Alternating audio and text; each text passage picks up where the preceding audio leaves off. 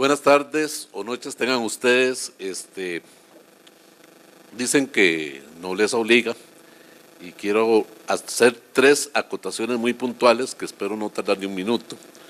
La primera, un agradecimiento a don Álvaro Hernández, no solo por la invitación al Congreso, sino por el gesto que junto con los demás compañeros de la Comisión Civil tuvieron con don Gerardo y don Jorge. Confesarles que es todavía doble el agradecimiento porque en todo este año prácticamente he tenido que dejar abandonada la muy querida Comisión de Derecho Civil y Mercantil por otras actividades que lógicamente tienen que ver con el código. Entonces muchos de los compañeros están trabajando en estos congresos, uno quisiera estar siempre presente, pero lamentablemente los he tenido que dejar un poco abandonados y por eso no solo el agradecimiento, sino también la disculpa a todos los compañeros. En segundo lugar, quisiera dar un saludo a todas las sedes regionales. Ayer don Froilán hizo una mención a las sedes regionales y durante el día de hoy me han llegado muchos mensajes de esas sedes regionales a las cuales no hemos podido llegar siempre. Estamos muchos compañeros trabajando en del colegio, no solo del Poder Judicial, sino del colegio, en capacitar fuera de San José, y en especial hay 2 lugares que me han llamado y me han hecho invitación y no he podido todavía tener tiempo de acudir, que son Santa Cruz y Neily, las 2 zonas. Neily va a ir, don Gerardo Parajel va a tener esa dicha de llegar a la frontera con Panamá a hablar de temas de este código. Y lo tercero es también hacer un acto de contención, si se quiere, porque me hubiera gustado traer otros temas filosóficos, políticos, ideológicos, para combatir posiciones que se debaten, ¿verdad? Difícil es poder partir de un único análisis de un código que no ha entrado siquiera en vigencia, sin conocer muchos antecedentes históricos, sin conocer mucho aspecto ideológico que está detrás de un código y sobre todo partiendo cada quien de un enfoque de acuerdo a lo que su concepción ontológica le dicta, ¿verdad? Entonces, me gustaría poder entrar en ciertos debates, pero voy a hacer acto de contención. En su momento yo creo que podemos discutir de temas como lo que es la justicia civil y la función de la justicia civil en el ámbito social. Por ahora, como dice don Cristian, se viene el 8 de octubre y yo creo que lo importante es que tenemos un instrumento nuevo, un instrumento que es como un avión, que es como un bisturí, que tenemos que afinar, tenemos que aprender a volar, que tenemos que controlar. Es tal vez el momento en el cual no tenemos que preguntarlos cómo no usarlo o desdeñarlo a priori, tal vez por enfoques que parten de alguna concepción particular, sino más bien lo contrario, el partir de cómo podemos aplicar una mejor justicia, cómo podemos llegar a dar una solución más apta a los problemas que tenemos cotidianamente. Tenemos una economía que necesita prosperar. Tenemos una sociedad que necesita madurar. Tenemos una sociedad que está afrontando problemas y los va a seguir afrontando. Los vamos a seguir resolviendo estos problemas con los esquemas procesales que nos han dado tan pocos resultados. Bueno, tenemos un reto y lo tenemos todos, lo tenemos desde la academia, lo tenemos desde la judicatura y lo tenemos desde la abogacía. Y el Congreso es bueno por eso. Este Congreso es bueno porque afrontamos esos problemas. Bueno, ya dejando de lado esta contención, porque son muchos temas los que podríamos tocar en aras de discutir aspectos muy ricos, me quiero centrar, tal vez de esa manera, ciñéndome a lo que don Álvaro nos dice: buscan un tema, tratemos de explotar algún tema, algún aspecto que sea importante para la aplicación, ojalá una llave de lectura, ojalá algo que nos permita variar un poco el prisma que tenemos de el enfoque normativo estricto y de entender por qué se dan ciertas cosas en en el nuevo código. En el lejano 1987, en una ciudad muy querida por mi amiga Ligia Roxana Sánchez, la ciudad de Camerino, que está devastada por un terremoto, me tocó en gracia comenzar a conocer aspectos de la procesalística italiana, con un profesor, bueno, ahora tiene 78 años, pero en ese tiempo era lógicamente más joven, y que tenía una visión particular de lo que es el proceso y la función del proceso. Don Andrea Proto Pisani llegó a dar un curso sobre la justicia civil, apunte sobre la justicia civil aplicada entonces a lo que es la función eminentemente instrumental del proceso, la función que nos lleva entonces a utilizar el proceso no como un fin en sí mismo, no como un fin para satisfacer los caprichos de una parte o de otra, sino como un fin para llegar a la justicia civil. Dentro de lo que uno tenía en la formación tradicional y que ha tenido la formación tradicional en Costa Rica está el idolatrar, si se quiere, el proceso de conocimiento pleno que llamamos ordinario. Es un proceso lindísimo, es más, es precioso, es el proceso que nos sirve para poder poner en el tapete todos los institutos jurídicos, el que nos da la más amplia tutela jurisdiccional, si se quiere, pero que es un proceso que, por otro lado, por sí mismo, como dice esta cita de don Andrea, por sí mismo no cumple con la función de proteger la justicia civil y mercantil. Por el contrario, si se puede hablar de algo, es de una crisis del proceso ordinario, una crisis de su ineficacia, para dos cosas, para tratar en primer lugar de que el proceso ordinario sea un proceso más funcional y que deje de tener todas las rémoras que tiene en este momento, y por otro lado poder dotar a la justicia de instrumentos o estructuras sumarias. Vean que no voy a hablar del proceso sumario en particular, que es uno de esas estructuras sumarias, sino que estoy hablando entonces de ciertas estructuras procesales sumarias que evidentemente van a tratar de paliar la ineficacia o la ineficiencia que tiene el proceso ordinario en muchos casos. No digo que el proceso ordinario no sea tampoco un proceso que tenga su validez y su ámbito de aplicación, pero tratar de aplicar el proceso ordinario a todos los conflictos se convierte en una justicia evidentemente retardataria. Nos habían enseñado muchas cosas del proceso y de la tutela procesal. Una tutela plena, que es la que nosotros queríamos, la que nosotros básicamente idolatrábamos, estaba caracterizada y sigue siendo en muchos lugares, inclusive en el nuevo código en parte también, caracterizada por un contradictorio pleno anticipado. Es decir, tendríamos que llegar a un contradictorio, una decisión para poder ejecutar, y todavía se nos hace difícil entender el por qué hay que ejecutar provisionalmente algunos tipos de sentencias, y se nos hace difícil pensar en que la tutela puede ser anticipatoria, desde las medidas cautelares hasta la ejecución provisional. Pero bueno, poco a poco se ha ido avanzando desde esa perspectiva en que el proceso ordinario siempre ha sido considerado como un proceso de tutela plena y que esa tutela tendría que darse primero con un contradictorio anticipado y ese contradictorio después llegar a una eventual ejecución, sin limitación de medios de defensa, las excepciones. Bueno, ahora don Federico estaba tocando un tema de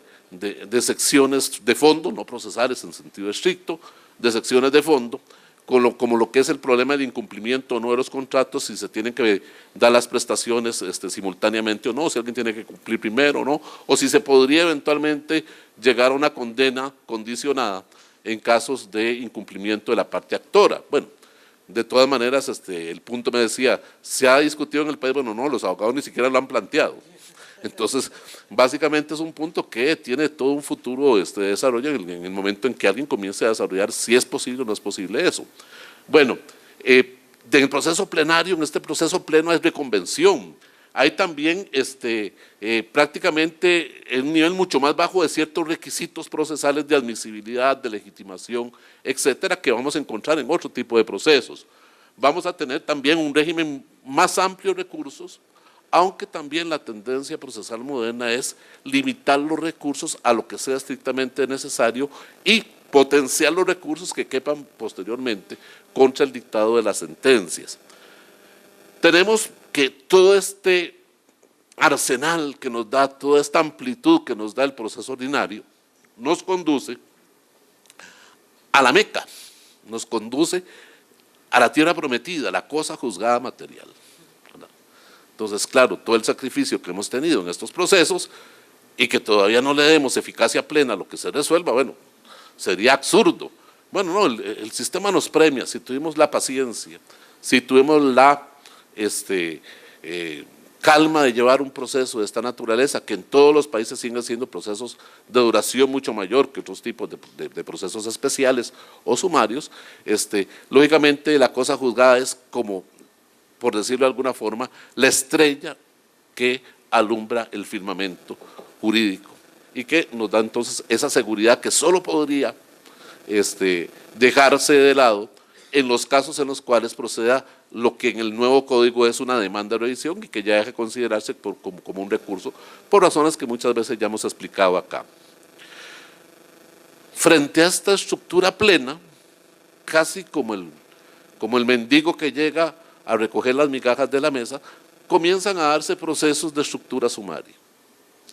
Estructura sumaria que, con un linaje jurídico para muchos mucho más bajo, son procesos que en la actualidad se dan con mayor frecuencia. Y son los procesos que muchas veces, pese a sus características que voy a enunciar, dan una respuesta más rápida a los problemas que nos plantea la sociedad, dejando siempre abierta la posibilidad de que lo que se ventile en estructuras sumarias podría eventualmente llegar a plantearse nuevamente en el rey de los procesos, que sería el proceso ordinario.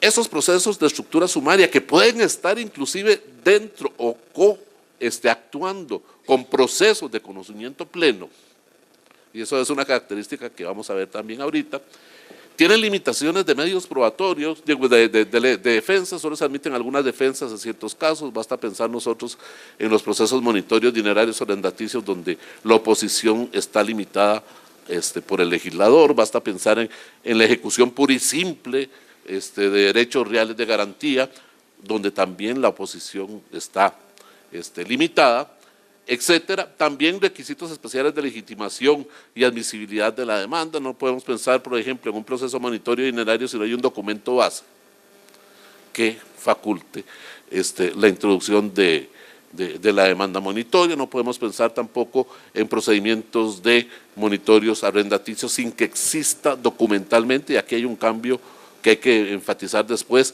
el carácter documental del monitorio arrendaticio en el código, que va a cambiar o debería cambiar algunas concepciones que se tienen sobre la demostración o no del contrato de arrendamiento para poder acceder a esta vía privilegiada.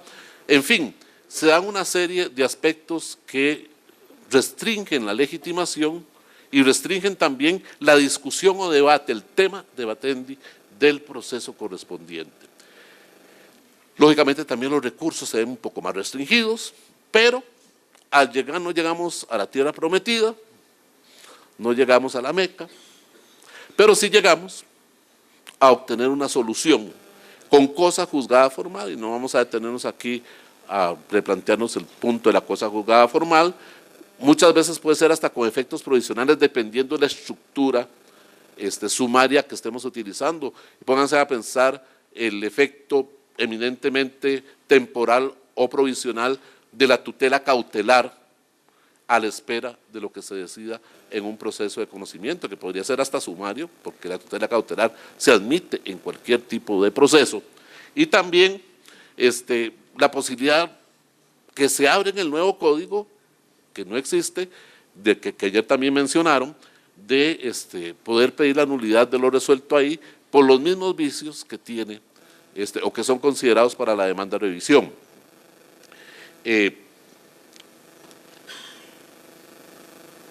Cuando nosotros decimos que hay estructuras sumarias, es que nos encontramos frente a una necesidad. Por ejemplo, ¿por qué se podría establecer una estructura sumaria? ¿Cuál es la necesidad de una estructura sumaria? Hay relaciones jurídicas que necesitan y requieren una solución rápida, conflictos relevantes que no pueden esperar el tiempo que ordinariamente o patológicamente puede tener este tipo de proceso ordinario. Los casos los conocemos: sumarios, interdictos, sumarios de peligro, interdicto, la misma tutela cautelar, problemas arrendaticios, o la recuperación oportuna del crédito. Temas que requieren necesariamente una solución rápida. Aunque después se pueda ventilar en la vía ordinaria, no importa, pero obtenemos una solución rápida. En segundo lugar, también es necesaria estas estructuras sumarias para poder evitar abusos en el derecho de defensa de las partes. Normalmente estas tutelas sumarias parten de algunas presunciones o apariencias de derecho que justifican entonces esa utilización sumaria. Entonces, lógicamente, tratándose, por ejemplo, de una demanda monitoria dineraria, la apariencia está en el título. Y ni qué decir en la ejecución pura y simple de las demandas hipotecarias o las demandas prendarias. Bueno, aquí hay una apariencia de derecho. Cuando hablamos de medidas cautelares dentro de los procesos, como una estructura sumaria, no voy a entrar a la discusión si la tutela cautelar es un proceso en sí mismo o tiene ese carácter de accesoriedad que se le da normalmente en la doctrina, pero es una estructura sumaria, y esa estructura sumaria parte de dos principios: la apariencia de buen derecho y el peligro en la demora, tomados desde sistemas procesales como el Código italiano, o el famoso artículo 700 que fue reformado posteriormente y que ha sufrido una evolución muy interesante. Tenemos también que el legislador puede decidir dar una estructura sumaria a problemas que tienen un debate muy simple, cosas muy simples que discutir. Entonces, por ejemplo, cuando alguien con un contrato de prestación de obra retiene un bien ante la falta de pago, en la actualidad tendríamos que ir a la vía ordinaria para poder ir, que esa persona con derecho a retención pueda ejecutar sus derechos. Bueno, no, en el nuevo código, por ejemplo, va a ser un caso en el cual para el ejercicio de los derechos que están amparados con retención podemos acudir al proceso sumario. Contamos también con algunas características de esta tutela sumaria. Normalmente en doctrina se habla de que es una determinación taxativa, o sea, los supuestos de sumariedad los prevé el legislador, estableciendo el legislador en qué casos vamos a tener una tutela privilegiada, sumaria o especial, de acuerdo a lo que se quiera discutir. Eventualmente, el ordinario sería el cajón residual. Lo que no tiene una vía específica, lo vamos a meter en la cajita de Pandora que llamamos proceso ordinario. Bueno, en estos procesos se dan requisitos especiales de legitimación, de admisibilidad, fundados normalmente en indicios de derecho que para el legislador son sólidos y que dan entonces la oportunidad de tener una discusión restringida en cuanto al aspecto de fondo debatido. La limitación de medios de defensa también se da en este tipo de procesos, y la imposibilidad de reconvención con una nota característica del código nuestro, que si la quieren criticar yo también la critico, que es la posibilidad de que en un proceso incidental de cobro de honorarios exista reconvención. Teóricamente, lógicamente es un absurdo para muchos que en un proceso incidental para peores se tenga una reconvención. Lo que pasa es que también en la práctica nos da un mentiz. En la práctica, cuando se dan incidentes de cobro de honorarios, se pueden dar incidentes de la parte contraria para pedir la responsabilidad del abogado, y posteriormente tenemos que acumular los dos procesos, y la acumulación nos dio el mismo problema de la reconvención. Pero bueno, eso es un punto aparte que tiene que ver con el mismo gremio nosotros, que siempre ha querido utilizar un mecanismo privilegiado que es el incidente de cobro de honorarios. Pero sobre todo, estos procedimientos están caracterizados por una simplificación procesal y una cosa juzgada formal. ¿Cuáles son las principales estructuras sumarias? No estoy hablando de procesos sumarios, estoy hablando de estructuras procesales sumarias, no es lo mismo. Dentro de esas sí están los procesos sumarios, eso es cierto, pero hay otras estructuras diferentes. La tutela cautelar del 77 al 97, para mencionarlas, cada uno merece un estudio particular. Los procesos sumarios en sentido estricto, los procesos monitorios, con las características que nuestra legislación le ha comenzado a dar desde hace años, con la ley de cobro judicial y con la ley de monitoreo en el ejercicio, que va a tener también variantes con el código.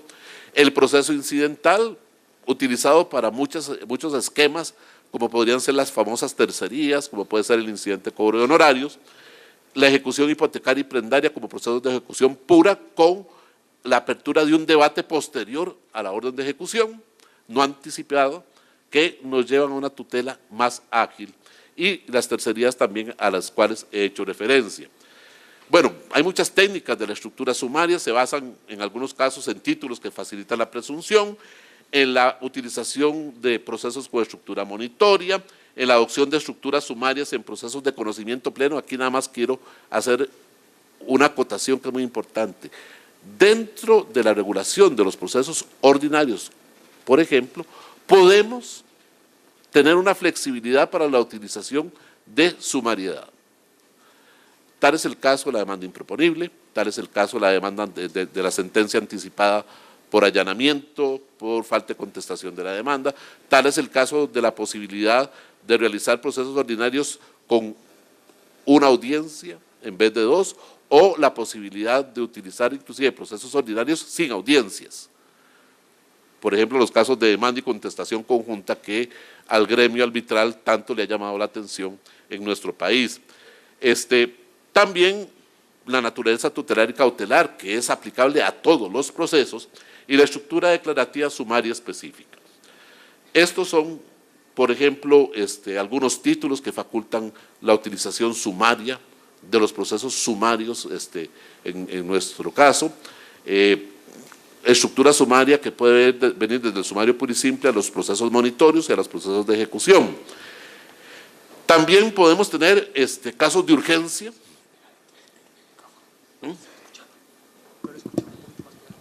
Ok, también podemos tener casos de urgencia de derecho aparente y tutela sumaria, como la apariencia o buen derecho para la tutela cautelar, el peligro en la demora, que no solo se dan las medidas cautelares, se da en otros procesos como los sumarios de derribo y los sumarios de suspensión de obra, o la tutela interdictal posesoria, o la protección del haber sucesorio, que me imagino yo que Gerardo va a tocar algún punto en cuanto a medidas cautelares sucesorias y al aseguramiento de bienes. Situaciones sustantivas de rápida solución, tenemos muchos casos en el 103.1 que se van a ventilar en proceso sumario y que antes teníamos que ventilar algunos de ellos, no todos los que están ahí, por la vía declarativa plena. Por ejemplo, tenemos casos de protección al consumidor, derecho de paso obligatorio por fondo enclavado, que estaban haciendo también referencia a don Cristian anteriormente, conflictos de administración en supuestos de cotitularidad, que ayer estaban haciendo referencia también en la última exposición en casos específicos de legitimación, y el monitoreo arrendaticio, el monitoreo dinerario. Tenemos también dentro de los procesos ordinarios la sentencia anticipada como un mecanismo en la cual la estructura del ordinario se hace más sumaria. Demanda improponible, falta de contestación, allanamiento, demanda y contestación conjunta, proceso ordinario con una audiencia o sin audiencias y proceso sumario sin audiencias. Bueno, a manera de conclusión, primero, pese a la amplitud de los procesos de conocimiento, pese a que nos seduce ese castillo tan amplio, tan hermoso, con diferentes laberintos, con diferentes habitaciones, ese proceso por sí mismo no es suficiente para dar una tutela adecuada y se hace necesaria la justicia con estructuras sumarias. En segundo lugar, las estructuras sumarias permiten la tutela jurisdiccional de manera ágil y oportuna, claro, también con cierto riesgo, el riesgo de que la rapidez pueda llevarnos a algún tipo de consideración errada, pero posiblemente la podemos combatir a través de un proceso ordinario, aunque en la práctica son pocos los porcentajes en nuestro país de procesos sumarios que después van a la vía declarativa, por practicidad. Y por último, la tutela sumaria adquiere dentro de nuestro código entonces un aspecto muy particular. Está acompañando al proceso ordinario, lo está modelando, a la par hay procesos de naturaleza sumaria muy importantes, la mayor cantidad de procesos en nuestra jurisdicción son sumarios o de estructura sumaria. El monitorio tiene una estructura sumaria, la ejecución pura tiene una estructura sumarísima, la tutela cautelar a la cual apostamos tanto, no apostamos, en la cual creemos, no es una apuesta, es una fe en la tutela cautelar, tiene estructura sumaria, de naturaleza inclusive puede ser anticipativa, lo cual ya nos da un cambio de paradigma tremendo, que hacen que el sistema procesal como un todo no esté girando en la actualidad solo y únicamente sobre el proceso ordinario. Es más, si se quiere, el proceso ordinario, en cierto sentido, está dando un paso al lado y está dejando que esta bella dama que es la tutela sumaria pueda acompañarlo en la solución de los conflictos. Básicamente es una visión y la idea de esta exposición la puedo resumir en lo siguiente. La tierra prometida no la da solo el proceso ordinario. Podemos tener muchas edenes que nos dé precisamente la tutela con estructura sumaria, la cual ha dejado de ser el pariente pobre en los procesos en nuestro código. Gracias.